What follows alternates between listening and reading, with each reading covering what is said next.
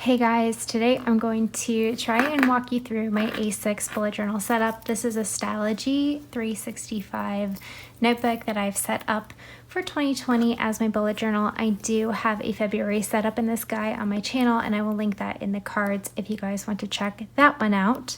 I currently have this notebook in a clear Midori cover. I will try and link that below for you guys. This decal is from Virgo and Paper. I will put her shop information down below, and then all of my tabs are from the Coffee Monsters Co., so I will link that as well. So opening this up, I did end up covering the inside of my Stalogy. It is typically this gray color that you see on this inside. This is the Erin Condren Kaleidoscope pattern. She offers this as a free download for an iPhone wallpaper, and so I took that free download, I just printed it out on sticker paper and then covered it. I've got a photo from my Polaroid zip printer and then my ruler from Hobonichi that I like to use, and both of those fit in the cover side pocket pretty well. I printed out a couple different mood boards for the inside of the flyleaf because I never end up using it. And then we move into my index. I did reserve 4 pages for the index because I do really heavily rely on an index. I feel like when you get into bullet journaling, there's kind of 2 types of bullet journalers. There's those who use an index and those who do not. And in 2019, I converted to the index lifestyle. So I don't index everything, but I do index a ton. And then from within that, I use my mild liners to color code as well, so I find things a little bit easier to reference. The Stalogy does not come with pre-numbered pages, so I did end up numbering all 365 pages in this notebook. It didn't take me that long, and I only did a left-hand page, but it makes this process infinitely more simple for me when it comes to indexing. I did start the year out with a little quick goals mind map, and then from there I went in and filled in what I considered to be my ideal schedule. So if I wanted to tackle as many of these things as possible, this is what that would look like. I did leave space open to sort of like do a Rev 2 of that if it's not working out. My first tab is my yearly habit trackers. So these are the things that I'm tracking on a daily basis. I did do a vertical column method so I could go 1 through 31 because I like seeing the data in that manner. And the A6 size, these are about 19 squares by 26 squares, so it's a little bit more compact, but it's still a 5mm grid, very similar to a like term. Couple more trackers.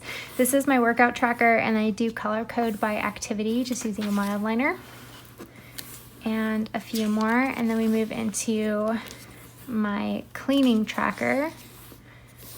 And this one I did set up on 2 pages because I set up all my trackers as if I was going to get the full year in this journal, but as time has kind of gone on, I think I've realized that that's not going to be possible for me, and I'll probably still end up using 2 of these. So I've got my measurements tracker, and then I have a birthday reference key, so I just did a little heart on whatever month the birthday is, align the date their birthday is, and then whose birthday it is.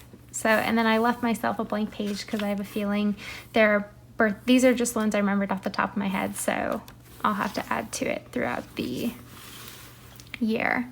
Next, I have my future log. So I did like a horizontal layout for this, 3 months per page, and part of the big reason is I pulled birthdays out into a separate spread was to make room for these. I think if I did this setup differently, I would do more like a month per page and just give me a lot of room for a future log, because I feel like I'm already like pretty cramped and I can do a lot of activities in a month. But this is a sticker from Virgo and Paper, and the only color you'll see in this journal for the most part is a mild liner and the number 620. I'm sorry, not a mild liner. It is a Tombow dual brush pen and the number 620, and I will link that down below. Then we moved into my January setup. So I did a month at a glance, and then I call this a running monthly. I'm sure there's another word for it, but I liked how this worked out. And then I was able to put my top 3 priorities here for the month, and then just sort of like a master task list. So anytime something came in, it would go here for the most part. And I really like this setup compared to my February setup. So I think I'm going to do some sort of hybrid for March. I did a habit tracker, just a 1 through 31 across the top. I did tally up my habits at the end of the month, and then down here I've got my weekly habit tracker. So these are sort of the home related to-dos that I need to do once a week. I did a gratitude log. I do keep track of gratitude in a separate notebook, so that was something I opted to pull out in February. And then I had my finance tracker for the month. This is a spread for my 30-day yoga challenge with Yoga with Adrienne, and then we move into some of my dailies. So when I first started the dailies in here, I was on vacation, so I was very easily getting like 3 to 4 days per page on here. So I was very optimistic in January that I could get the full year into this notebook. But now that I'm not on vacation, I've pretty much found that I take about a day, maybe 2 days per page. So I find that I'm going to go through this a little bit more rapidly, and I'm pretty good about rapid logging within my daily pages. I keep track of a few things off and on. I don't really do a dot for a task. I just sort of, if it's blank, that means I need to look at it, and I'll just sort of like glance down this far left column to figure out what I need to do. Something I do often in here, and sort of like the real reason I love bullet journaling so much, is there are little things that I like to index or log, but I don't know at the time if it needs to be a separate spread or a full blown out collection. It just might be a little quick something that I need to reference, and I've got room for it, so I will do this. So write out what that is. This is my husband's ideal schedule for his evenings, and if I didn't write it down, he wouldn't remember it.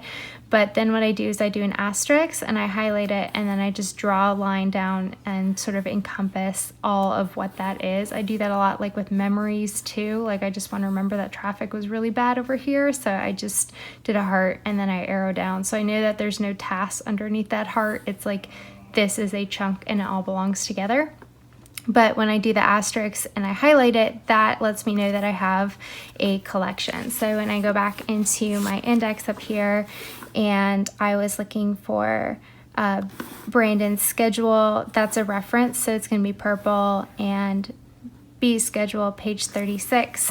I flip to page 36, and there's a lot of information on this page. What I'm looking for is something with an asterisk, so that just helps me find it a little bit quicker. Tried to do my meal planning in here, didn't like doing that. Couple collections for our honeymoon trip to Iceland, some notes from a call, an attempt at a YouTube schedule tracker, which I have 100% disregarded, more dailies. And what I like about this A6 size is I do a lot of journaling in here, and I think it's just because the pages are smaller that I feel like just more inclined to sort of jot things down, because it's less intimidating. I don't feel like I'm like wasting a full page. I'm just using a small portion of a page.